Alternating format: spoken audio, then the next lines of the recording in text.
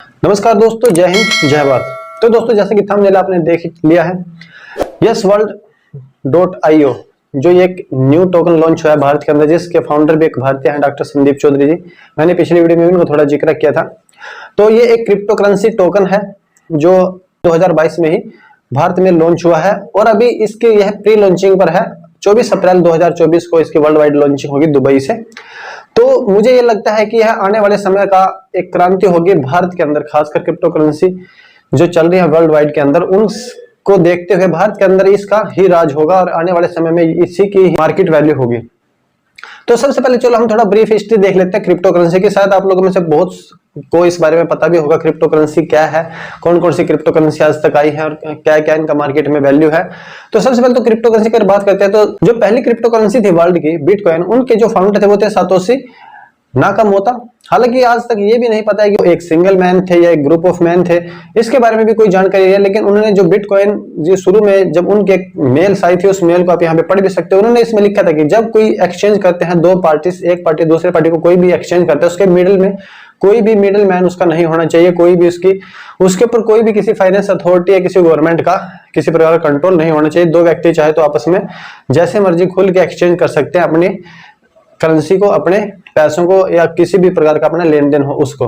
तो बात करते हैं कि इसकी जरूरत पड़ी क्यों, बिटकॉइन जो क्रिप्टो करेंसी है यानी कि उसकी जरूरत क्यों पड़ी। तो आप लोगों को पता होगा 2008 में जैसे एक फाइनेंशियल क्राइसिस आ गया था पूरी दुनिया के अंदर, एक आर्थिक मंदी आई थी जिसकी वजह से बहुत सारे बैंक्स, जिसमें लेहमन ब्रदर बैंक, इतने बड़े बड़े बैंक है जो वो भी कर्जे में डूब गए थे और बहुत से बैंक फेलियर हो गए थे, जिसकी वजह से जो आम जनता है जिनके पैसे जमा थे बैंक के अंदर, उनको इस प्रकार का बहुत सा नुकसान उठाना पड़ा था। इसी चीज को देखते हुए, ध्यान में रखते हुए, जो सातोशी नाकामोतो है जिन्होंने बिटकॉइन क्रिप्टो करेंसी का इजाद किया था, उन्होंने सिर्फ इसी चीज को देखते हुए कि जो हमारा पैसा है उसके ऊपर किसी भी अथॉरिटी, किसी फाइनेंशियल अथॉरिटी या किसी गवर्नमेंट का किसी प्रकार का कंट्रोल नहीं होना चाहिए।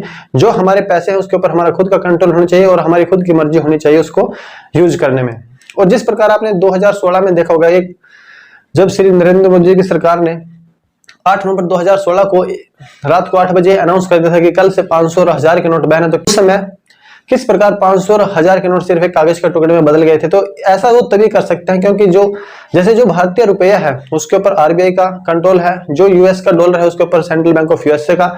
इस प्रकार जितने भी देश हैं उन सब के अपने एक सेंट्रल फाइनेंशियल अथॉरिटीज है जिनका कंट्रोल होता है उन सभी बैंकों के पास या उस देश की करेंसी के ऊपर, जिसको हम बोलते हैं सेंट्रलाइज। इसको ये सिस्टम होता है सेंट्रलाइज सिस्टम, यानी कि पूरे की पूरी करेंसी या पूरे बैंक्स का एक जो कंट्रोल है वो किसी एक संस्था, किसी एक गवर्नमेंट यानी कि एक फाइनेंशियल अथॉरिटी के पास होता है। जो क्रिप्टो करेंसी सिस्टम है ये डिसेंट्रलाइज है, यानी कि इसमें ब्लॉकचेन सिस्टम से काम होता है। डिसेंट्रलाइज इसमें काम किया जाता है। डिसेंट्रलाइज का मतलब होता है कि जैसे डाटा, मान लो भारत के अंदर आरबीआई बैंक है, जिस सभी बैंक का डाटा, जैसे एक एसबीआई बैंक है या बैंक ऑफ बड़ौदा है, बैंक ऑफ इंडिया, जो भी बैंक है उन सभी के पास उसका डाटा है, जो उनके मुख्य हेडक्वार्टर में जहां पे सर्वर्स लगे हैं हेडक्वार्टर्स के अंदर, वहां पे डाटा स्टोर होता है।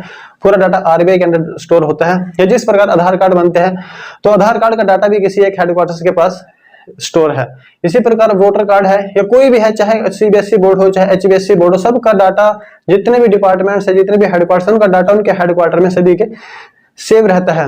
इस प्रकार किसी भी डाटा को हैक करना ज्यादा इजी रहता है जो किसी एक संस्था या किसी एक ही इंसान के कंट्रोल में रहता है। लेकिन डिसेंट्रलाइज में ऐसा नहीं होता। डिसेंट्रलाइज में अलग अलग प्रकार के कंप्यूटर्स को जोड़कर एक चेन बनाई जाती है और जो वो डाटा है वो डिसेंट्रलाइज तरीके से अलग अलग कंप्यूटर में अलग अलग जगह पर सेव होता है।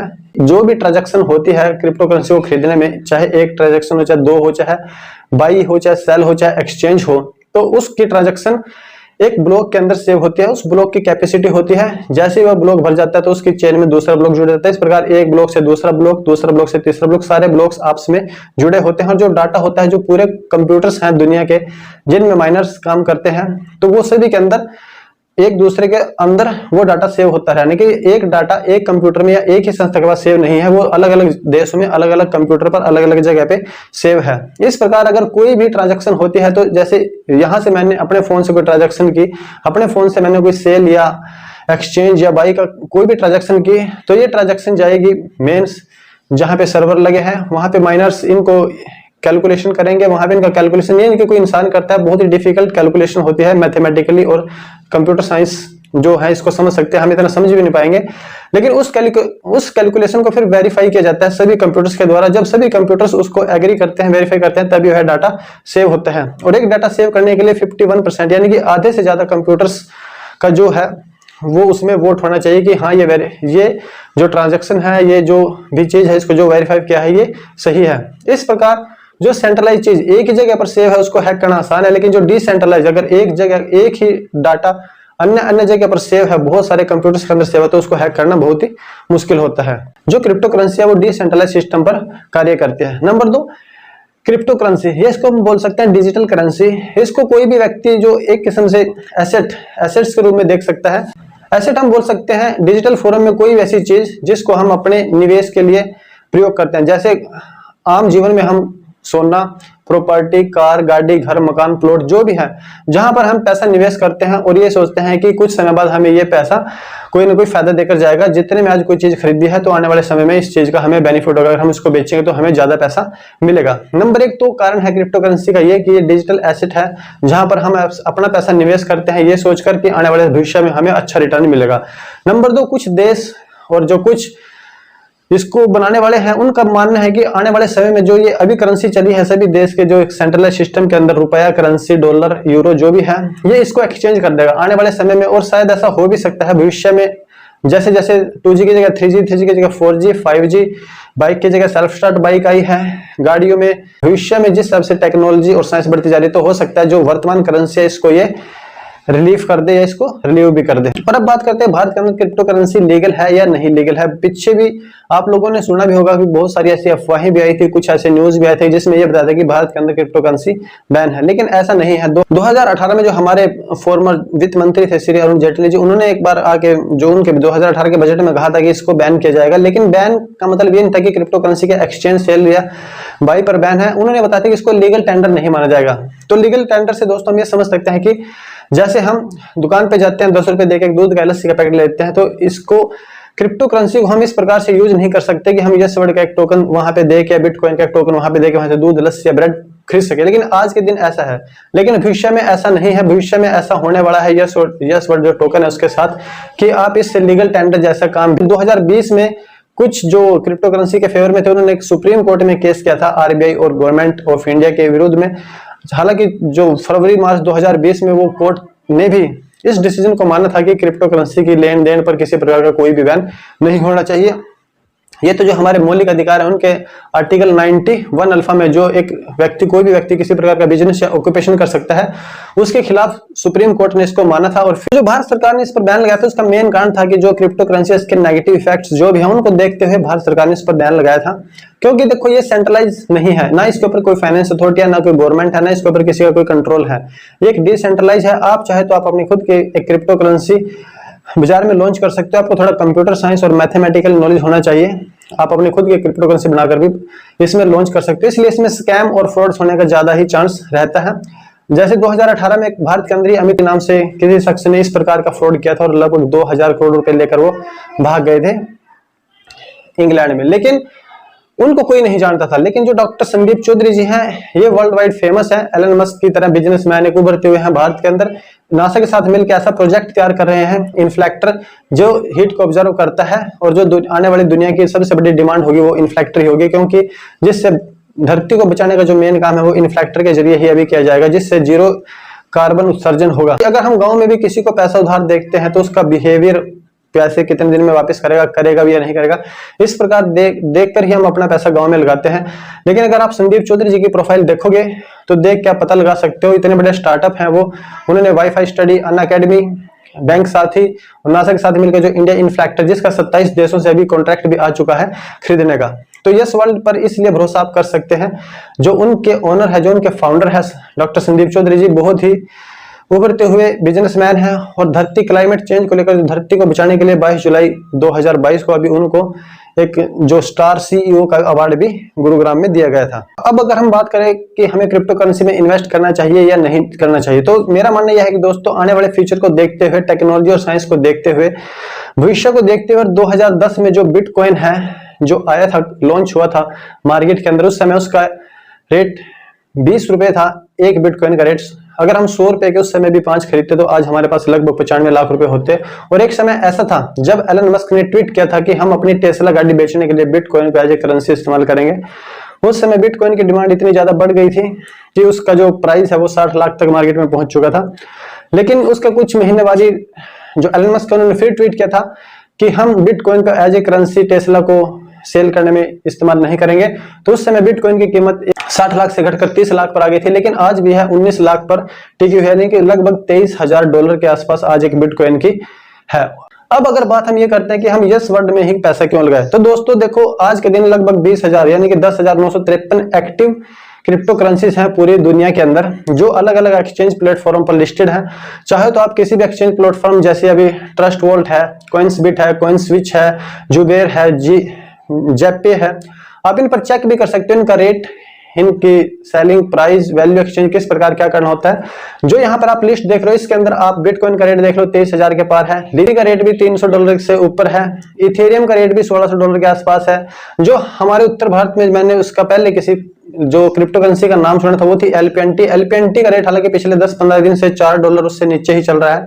आज से पहले इसका कितना था, 2 साल पहले कितने, इस बारे में मुझे कुछ नहीं पता, लेकिन मैं ऐसे कई शख्स को जानता हूं जिन्होंने एलपीएनटी के टोकन्स लिए हुए हैं, लेकिन जो पिछले 10-15 दिन से रेट इसका माइनस में ही है ग्रोथ, और $4 से नीचे और ऊपर यहीं पे इसका। अगर पूछते कि मैंने इन्वेस्ट किया, हाँ मैंने इसमें कुछ इन्वेस्ट किया है, लेकिन इतना ही इन्वेस्ट किया है कि कल में अगर मुझे कोई लॉस भी हो जाता है, किसी प्रकार कोई स्कैम या फ्रॉड भी हो जाता है, तो मैं उसको ऑब्जर्व कर सकूं, उस घाटे को सह सकूं, चाहे मेरे वो पैसे जीरो हो जाए। तो सबसे बड़ी बात तो यह है कि जो भी आपको किसी भी क्रिप्टो करेंसी में, मैं ये नहीं बोल रहा यस वर्ड में, किसी भी क्रिप्टो करेंसी में इन्वेस्ट करते हो तो इतने ही पैसे इन्वेस्ट करना, अगर वो कल लॉस हो जाते हैं तो आपको किसी प्रकार की आर्थिक नुकसान ज्यादा बड़ा ना हो। नंबर 2, आप किसी भी प्रकार का उधार या लोन लेके किसी भी क्रिप्टो करेंसी में जो इन्वेस्ट ना करें।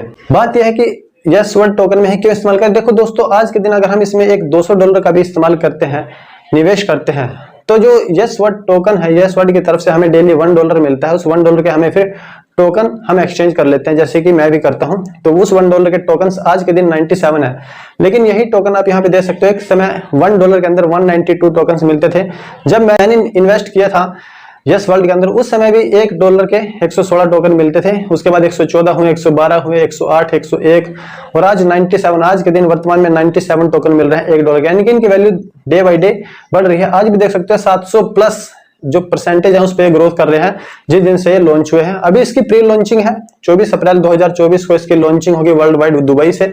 उस समय ये बहुत अच्छा रिटर्न आपको देने वाला है। एज एसेट आप इसको अगर इस्तेमाल करेंगे तो और ज्यादा क्रिप्टो करेंसी से ज्यादा बेहतर होगा, क्योंकि इसका रेट आज के दिन 85 पैसे, 80 पैसे, 90 पैसे इस प्रकार से है। अगर आपके पास कुछ टोकन इकट्ठे हैं तो उनको आज ही के दिन सेल भी कर सकते हैं। ऐसा नहीं कि अगर इनकी लॉन्चिंग प्री लॉन्चिंग है तो आप सेल नहीं कर सकते, आप सेल कर सकते हैं, बाई कर सकते हैं। ट्रस्ट वॉलेट के ऊपर ये उपलब्ध है, उसका कॉइन्सबिट के ऊपर ये उपलब्ध है। और आने वाले टाइम में टॉप 10 अप्रैल 2024 तक ये टॉप 10 एक्सचेंज जो इनका रोड मैप है, कल उसकी पूरी वीडियो बना के मैं आपको पूरा का पूरा समझाऊंगा। आज सिर्फ क्रिप्टो करेंसी और यस वर्ल्ड के बारे में बताना था, यानी कि आने वाले टाइम में ये टॉप 10 जो एक्सचेंज प्लेटफॉर्म है उन पर लिस्टेड मिलेंगे आपको। जो मार्केट के अंदर आज के दिन क्रिप्टो करेंसी है उनके जो प्राइस है वो इतने हाई है कि आज अगर उनमें हम 1000, 2000, 5000, 20,000 तक भी पैसा इन्वेस्ट करते हैं तो उनका रेट फिक्स है। पिछले 10-15 दिन से जिस प्रकार से एलपीएनटी का रेट फिक्स है, $4 के आसपास डॉलर। अगर हम एलपीएनटी को भी खरीदते हैं तो आज के दिन हमें सिर्फ एक टोकन $4 यानी कि 320 रुपए का मिल रहा है। वहीं पे यस वर्ल्ड का जो एक टोकन है आज के दिन $1 में आपको $97 मिल रहे हैं। और जितना जल्दी आप इन्वेस्ट करोगे उतने जल्दी आप टोकन इकट्ठे कर सकते हो। जितना जल्दी आप अपने रेफरल आईडी से किसी दूसरे शख्स को जोड़ते हो तो उस रेफरल आईडी के एवरेज में आपको 20% $20 उसी टाइम मिलता है और बाद में उसका जो कमीशन है वो भी मिलता है। यानी कि आपके पास सबसे जरूरी है आज के दिन आपको टोकन इकट्ठा करना, ज्यादा से ज्यादा डेली $1 जो आपको मिलता है, $2 मिलता है, उसके आप टोकन एक्सचेंज उसका करें और इसमें लगाए, क्योंकि इसका रेट आज के दिन सबसे कम है। और जो भविष्य में जिस प्रकार से ये काम कर रहा है सेविंग अर्थ यानी कि जीरो एमिशन कार्बन पर यानी कि जीरो कार्बन उत्सर्जन पर जिस प्रकार से काम कर रहे, तो आने वाले समय में डिमांड इसी की बढ़ने वाली है।